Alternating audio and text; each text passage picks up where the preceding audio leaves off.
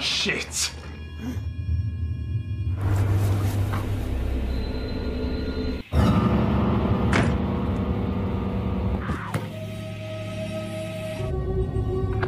Charlie 2, 4180. Assalamualaikum sob. Alhamdulillah Mimin udah seneng banget kalian ngeklik video ini. Mimin doakan agar kalian selalu diberi kesehatan, murah rezeki, bahagia, dan tentunya bisa mampir ke sini lagi sob. Amin, hey, amin, hey, amin, hey, amin. Film kali ini rilis di tahun 2021, mengisahkan seorang jurnalis kepolisian yang berusaha menggali keanehan sosok bocah misterius dengan kasus yang tak lazim, yang mempunyai latar belakang berbeda seperti manusia pada umumnya. Sebelum lanjut, seperti biasa, Mimin gak pernah lupa ngajak kalian untuk subscribe dan terus dukung channel ini. Mudah-mudahan Mimin bisa cepet-cepet berangkatin haji emas sama bapak ya. Kobul.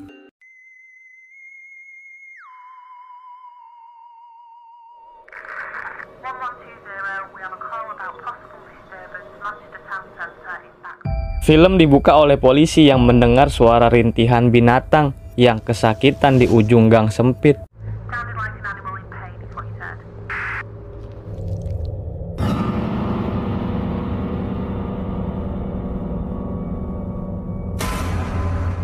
Scenes terfokus pada Jory, seorang jurnalis kepolisian. Jory yang lagi kebanyakan pikiran, ia pun harus menerima laporan kasus terbarunya hari ini, yaitu seorang anak yang bernama Nathan ditemukan oleh tim keluyuran malam. Diketahui saat ini beberapa staf yang bertugas lagi pada cuti pulang kampung. Mau nggak mau, komandan menugaskan Jory untuk menangani bocah tersebut. Lalu dengan percaya dirinya, Jory ingin berbicara empat mata dengan Nathan. Perlahan-lahan ia coba berkomunikasi dengannya. Nathan yang sangat tertutup, sedikit demi sedikit ia mulai bersuara, sampai akhirnya Jory mendapat satu jawaban aneh. I wanted it warm. The blood. It's no good when it's cold. Jory pun membawa Nathan pulang bersamanya dan berpikir mungkin lebih baik berada di rumahnya untuk saat ini agar Nathan merasa sedikit nyaman. Di kesempatan pertamanya, Jory tak mendapatkan banyak info tentang dirinya yang masih belum mau berbicara banyak hal. Berhubung Jory masih banyak tugas, ia meninggalkan Nathan di rumah. Kondisi yang tidak terikat, pintu yang tak terkunci, serta jendela yang bisa kebuka, Nathan bebas pergi kemanapun yang ia suka. Namun, Jory tak berharap Nathan kabur dari sini. Ia juga berpesan pada Nathan ada seorang rekannya bernama Alan akan menjaganya di sini selama Jory tak ada di rumah. Good night then. Ternyata seorang anak yang bernama Curtis pernah ia rawat sebelumnya. Namun ia telah meninggal sebelum tukang somai jualan batagor. Ini dia abang somainya. Si Alan. Alan pun sedikit nawarin sarapan. Tong, kalau mau somai ada tuh di dapur. Tapi kalau mau batagor, goreng sendiri ya. Singkat cerita, Jory yang sudah pulang, ia pun coba kembali untuk berbicara pada Nathan. Sampai akhirnya, ia berhasil menemukan kata kunci dari Nathan. Wanted for blood. Blood is a lie. Kemudian, Jory pun berusaha mencari arti kalimat tersebut di sela kesibukannya. Seorang rekan bernama Elaine siap membantunya menguak semua ini. Di sisi lain, Nathan yang keluar dari kamarnya, ia bertemu Cindy, orang lain yang juga tinggal di rumah ini. Where'd you go? Nowhere. Don't go outside, come on. Di kemudian hari yang nggak tahu udah hari apa, Jory yang ditemani Elaine mencoba habis-habisan membongkar latar belakang sosok Nathan yang masih misterius. Tak ada keluarga, tak ada sanak saudara, dan tak ada teman. Dan berkesimpulan, Nathan adalah seorang anak yang hidup seorang diri selama ini. Waktu yang cukup lama mereka lalui bertiga, sampai suatu cerita, Nathan mengungkapkan hal yang dianggap tabu oleh Elaine. Hingga akhirnya, ia menyuruh Jory agar menitipkan Nathan ke panti asuhan saja. Akan tetapi, Jory yang sudah merasa dekat dengan Nathan, ia tak mau melepaskannya. I'm just a bit concerned it might be taking you for a bit of a ride. Sampai di suatu hari, Nathan merasakan gejala kejang-kejang yang harus membuat Jory membawanya ke dokter terdekat. Setelah diperiksa, Nathan sama sekali tak mengalami hal yang serius. Kemudian, sang dokter pun berniat mengambil sampel darah Nathan. Akan tetapi, You can just raise up your sleeve. Nathan! Jory yang berhasil menenangkannya segera membawanya kembali ke ruangan. Alangkah terkejutnya ketika Pak Dokter memeriksa ke dalam mulutnya. Ya.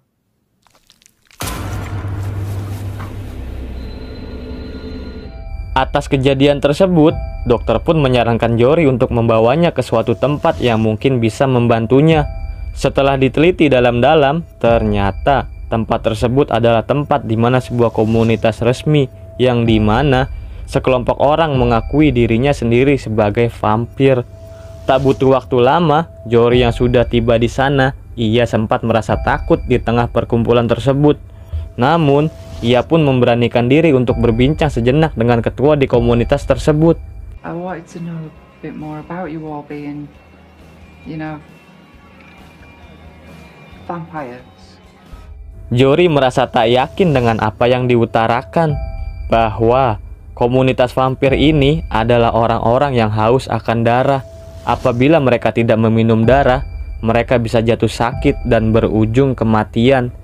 Jory pun sempat kendor nyalinya, namun ia pun menjelaskan lagi, komunitas vampir ini tak sama halnya dengan persatuan dukun seluruh Indonesia, bahwasanya mereka tidak pernah melukai atau meminum darah seseorang dengan paksa. Akan tetapi, mereka hanya meminum darahnya sendiri pada saat-saat tertentu, sob.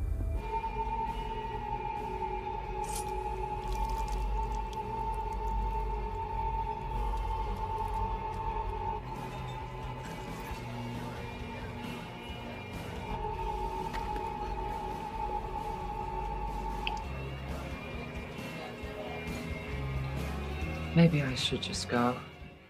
Balik lagi ke rumah, Jory langsung menanyakan tentang apa yang sebenarnya ada di bawah lidah Nathan. Karena Nathan tak pernah mau makan dan minum sekalipun dari awal tinggal di sini. Takut membuatnya jatuh sakit, Jory yang sangat perhatian padanya, ia pun bersedia membantu Nathan untuk melepaskan beban yang selama ini menghantui bocah tersebut. Di kantor, Jory berusaha membujuk Elaine untuk mengunjungi Nathan hari ini yang katanya lagi sakit parah di rumah. Setibanya, Jory mengarahkan rekannya ke sudut kamar dan langsung menutup pintunya. Betapa paniknya Elaine melihat tatapan Nathan sembari menghampirinya.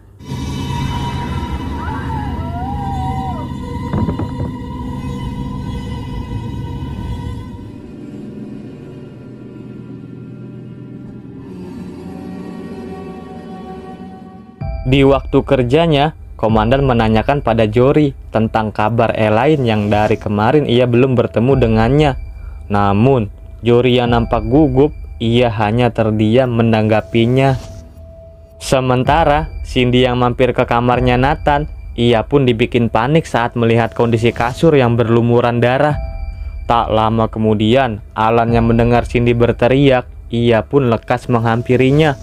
Ternyata Alan pun dibuat tak percaya akan semua ini, dan tiba-tiba Fucking nutcase.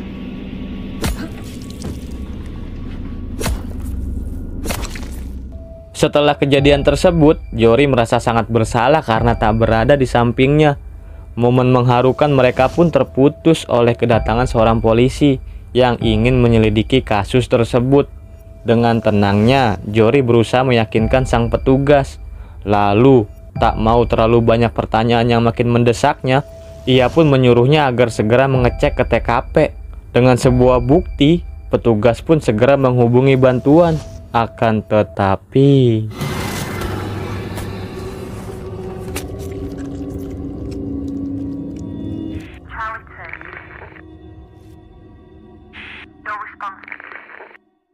Sebelum polisi lain datang, Jory menyuruh Nathan untuk pergi. Namun, dengan rasa sayang sembari teringat tentang kegagalan sebelumnya, di mana Jory tak sanggup menyelamatkan hidup Curtis di masa lalu yang ia percaya untuk menjaganya.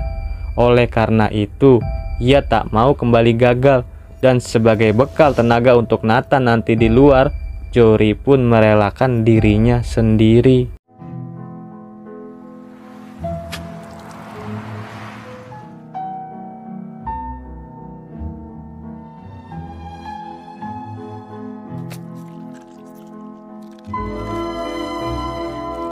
Scenes ditutup oleh Nathan yang seorang diri kembali menjalani hidupnya di luar sana.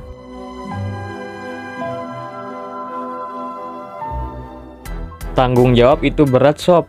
Ya kalau nggak kuat mending jangan ditanggung deh. Kalau bisa mah dijawab aja dulu.